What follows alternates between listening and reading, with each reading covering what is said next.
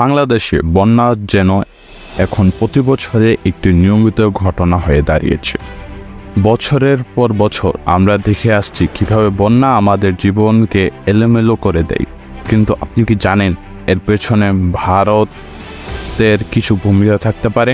বাংলাদেশ এমন একটি দেশ যেখানে নদ নদী আমাদের জীবনের সঙ্গে জড়িত, কিন্তু যখন বর্ষা আসে তখন এই নদীগুলো যেন দানব হয়ে ওঠে। প্রতি বছর আমরা বন্যায় ভেসে যাই, হাজার হাজার মানুষ তাদের ঘরবাড়ি হারায়, ফসল নষ্ট হয়। কিন্তু এটি কি শুধুই প্রাকৃতিক দুর্যোগ, নাকি এর পেছনেও আরও কিছু কারণ রয়েছে? বন্যার পেছনে ভারতীয় ড্যাম ও নদীগুলোর একটি বড় ভূমিকা আছে বলে অনেকেই মনে করেন।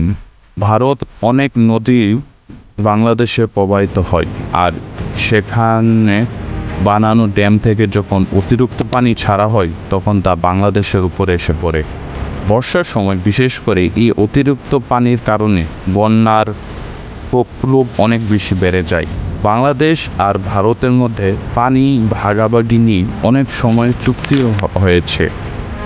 ফারাক্কা বাঁধ নিয়ে তো অনেক কথা হয়েছে, কিন্তু বাস্তবায়নের ক্ষেত্রে কোথাও কোনো একটু কমতি থেকে যায়।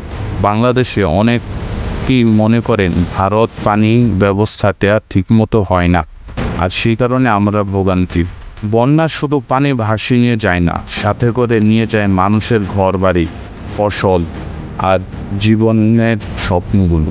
যারা এই দুর্যোগের শিকার হয় তাদের কষ্টের শেষ নেই। যেমন নোয়াখালী, ফেনী, কুমিল্লা, ওদের দুঃখের কোন শেষ নেই। ঘরবাড়ি ছাড়া হাজার হাজার মানুষ, খাবারের কষ্ট আর এক অনির্দিষ্ট ভবিষ্যৎ। আমাদের জন্য এটি একটি বড় ধরনের মানবিক সংকট। তাহলে এই সমস্যার সমাধান কি? আমরা কি করতে পারি? বিশেষজ্ঞরা বলেন আমাদের ভারত এবং বাংলাদেশের মধ্যে পানি ভাগাভাগি নিয়ে নতুন করে ভাবতে হবে। আমাদের প্রয়োজন আরও কার্যকরী চুক্তি।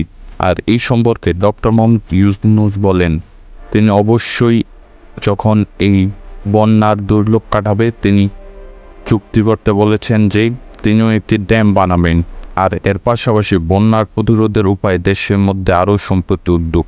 বন্যা বাংলাদেশের মানুষের জন্য একটি কঠিন বাস্তবতা, কিন্তু এর থেকে পরিণত সম্ভব। সঠিক পদক্ষেপ আর কার্যকরী সম্পর্কেই সম্পূর্ণই পারে আমাদের এই দুর্যোগ থেকে মুক্তি দিতে। আপনি যদি ভিডিওটি ভালো লেগে থাকে তাহলে লাইক দিন, শেয়ার করুন, আর অবশ্যই আমাদের চ্যানেলটিকে সাবস্ক্রাইব করতে ভুলবেন না। ধন্যবাদ।